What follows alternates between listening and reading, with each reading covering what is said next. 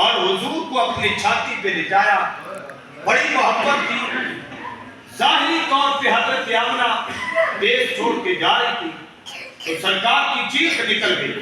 حضرت سیدہ آمنہ نے حضور کے پشت پہ ہاتھ پھیرا، کہا بیٹا میں مرنے نہیں لگی ہوں۔ اس نے کہا، حضور نے کہا بھی آپ نے کہا تھا میرے لیے قبر تیار کراؤ تو میں مر جاؤں گی، ابھی آپ کہہ رہی ہیں کہ میں مرنے نہیں لگی۔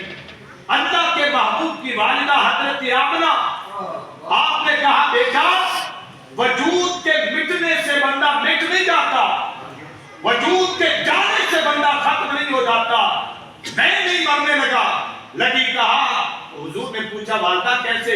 کہا جس ماں نے اتنا حسین بیٹا دنیا میں چھوڑا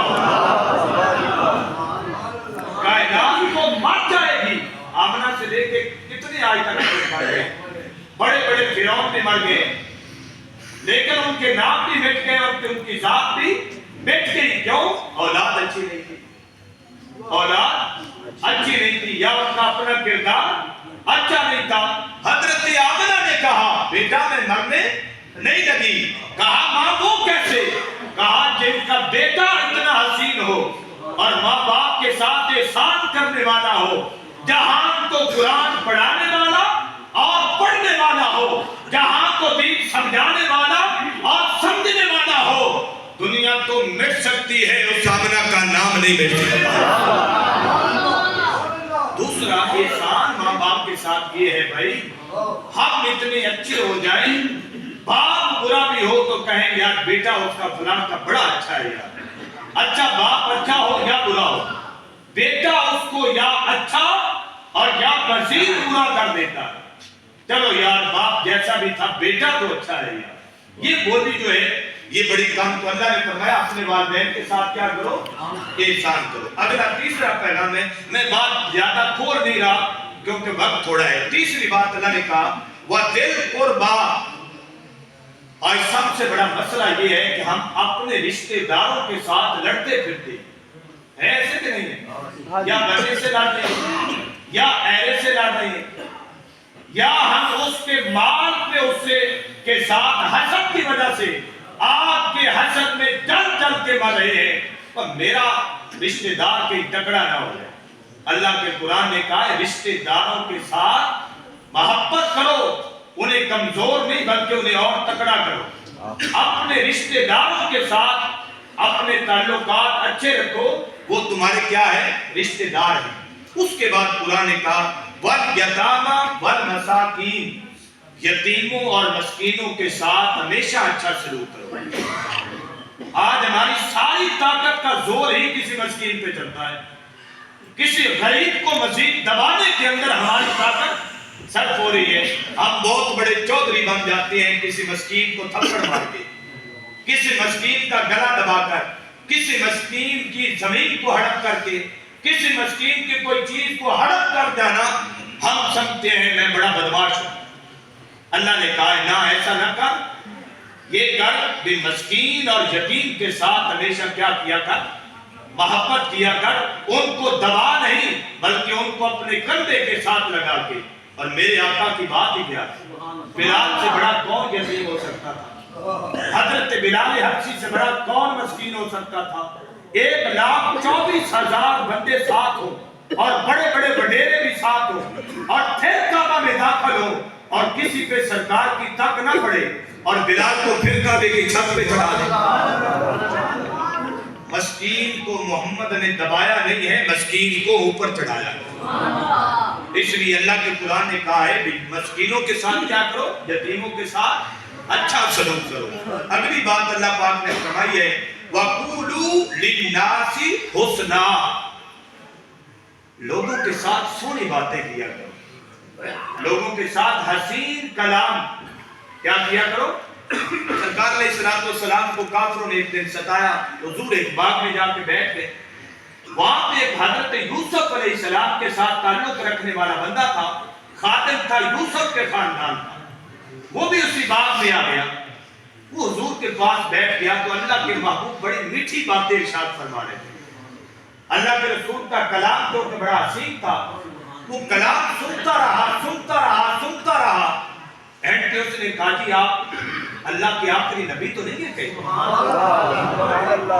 اللہ کے آخری نبی تو نہیں؟ جب سارے لوگ پتھر مار رہے ہیں اور ایک بندہ بیچ میں یہ بولی کرے، سرکار سے کہنے لگا آپ کہیں اللہ کے نبی تو نہیں ہیں؟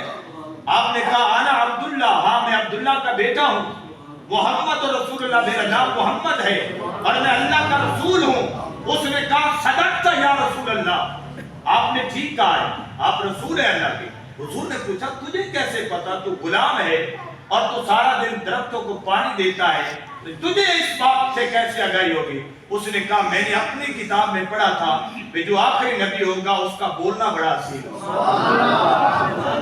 اس کا بولنا بڑا، اور جب بولے گا لب کھولے گا تو اگلے کا دل بولے گا، اس کے دل میں دھڑ کر جائے گا۔ اللہ کے محبوب نے فرمایا، قرآن نے کہا کہ یار ہمیشہ اچھی باتیں کیا کرو۔ آج ہم سمجھتے ہیں مذاق کرنا، کسی کو گالی دینا، کسی کو اونچی آواز سے بلانا، کسی کے ساتھ بدتمیزی کے ساتھ پیش آنا، لوگ سمجھتے ہیں کہ یہ کام ٹھیک ہے۔ نہیں، یہ ٹھیک نہیں ہے یار، ٹھیک یہ ہے تو اور کچھ نہیں کر سکا۔ سرکار کی ایک اور حدیث پاک ہے، حضور نے فرمایا تم میں سے بہترین وہ شخص ہے جس کی اخلاق اچھی، جس کا بولنا اچھا ہے، کہ لوگوں کے ساتھ اچھا اچھا کلام کیا کرے۔ ہاں جی چاچا جی کیا حال ہے، بابا جی کیا حال ہے، بزرگوں کیسے ہیں، بچوں کے ساتھ بولتے ہوئے، جی بیٹا کیسے ہیں، ماں کے ساتھ بولتے ہوئے، امی جان کیسے ہیں، بہن کیسی ہے، محلے میں اس بندے کی صفتیں بیان کی جائیں۔ ایک ہمارے دوست ہیں، وہ کہتے ہیں میں بابا جی کے پاس سے گزرا، بزرگ تھے، پاس کھڑا ہو گیا، میں نے ان سے کہا بابا جی کدھر جانا ہے آپ نے؟ انہوں نے کہا بیٹا آپ کدھر جائیں گے؟ انہوں نے کہا جی میں فلاں کالونی میں جا رہا ہوں، فروخ کالونی ہے میں ادھر جا رہا ہوں۔ اس نے کہا اچھا بابا جی جانا ہے آپ نے؟ جی جانا ہے، بیٹھ کے مگر وہ موٹر سائیکل لے کے چل پڑے۔ کافی دور جب گہرے جات پہ گلی ختم ہو گئی تو وہاں پہ جب جا کے رکے تو بابا جی اتر گئے، تو وہ موٹر سائیکل لے کے واپس مڑے تو بابا جی بھی واپس مڑا ہے۔ اب وہ پریشان ہو گیا، ابھی بابا جی کو میں چھوڑ کے آیا ہوں، واپس مڑا ہے، واپسی پھر لوٹ کے گئے، بابا جی آپ نے جانا کہاں پہ تھا؟ آپ کو میں نے وہاں پہ چھوڑا، پھر واپس پیدل چل پڑے۔ اس نے کہا بیٹا میں نے جانا تو وہیں پر تھا جہاں پہ میں کھڑا تھا، تیری بولی اتنی سونی تھی نا، آج تک مجھے کسی نے بابا نہیں کہا۔ زمانہ دکھ سے بھرا پڑا ہے، باپ چاہ رہا ہے بیٹا مجھے ابو جان کہے، ماں ترس گئی ہے کہ میرا بیٹا میرے آپ کے قدموں پہ ہاتھ رکھے اور مجھے کہے میری پیاری اماں جان تیرا کیا حال ہے۔ وہ کان ترس رہے ہیں، جہاں اس بات کو سننے کے لیے ترس رہا ہے، لیکن ہم اس بات کو کرتے نہیں ہیں۔ پھر اللہ پاک نے فرمایا وَأَقِيمُوا الصَّلَاةَ وَآتُوا الزَّكَاةَ، ان ساری باتوں کے بعد تیرے لیے ضروری ہے تو نمازی ہو اور اللہ کی راہ میں مال خرچ کرنے والا ہو۔ پھر آگے قرآن کریم نے فرمایا ثُمَّ تَوَلَّيْتُمْ إِلَّا قَلِيلًا مِنْكُمْ، اللہ نے کہا مگر تم میں سے ڈھیر سارے بندوں نے اس بات کو ہلکا سا جانا۔ یہ بھی کوئی باتیں ہیں، یہ قصے ہیں، یہ کہانیاں ہیں، تھوڑے سے بندے اس راہ پہ رہے، باقی سارے کے سارے اس بات کو چھوڑ بیٹھے۔ وَأَنْتُمْ مُعْرِضُونَ، تم نے مجھ سے منہ موڑ لیا ہے، میں نے تم سے منہ موڑ لیا ہے۔ آج جتنے بھی عذاب آپ پر اور مجھ پر مسلط ہیں، اس کا ایک سبب یہ ہے کہ ہم نے رب سے منہ موڑا ہے، اس وجہ سے اللہ کی رحمتوں نے ہم سے رخ موڑ لیا۔ بس آخری بات یہ ہے، یہ میرے بزرگ بیٹھے ہوئے ہیں سفید داڑھی والے، انہوں نے اپنا پرانا ہاتھ دیکھا ہوا ہے، ایک روٹی پہ پورا گھر پلتا تھا، روٹی بھی جو کی ہوتی تھی، گندم کبھی ملتی تھی کبھی نہیں ملتی تھی، ایک چولہا تھا پورا خاندان کھاتا تھا۔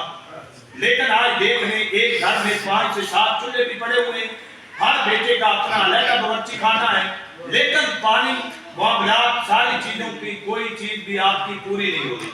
گڑوڑ والا بھی روتا ہے اور ایک ریڑھی فروش جو رات کو 900 روپیہ لے کے آتا ہے وہ بھی روتا ہے۔ تو یہ رونا کس لیے؟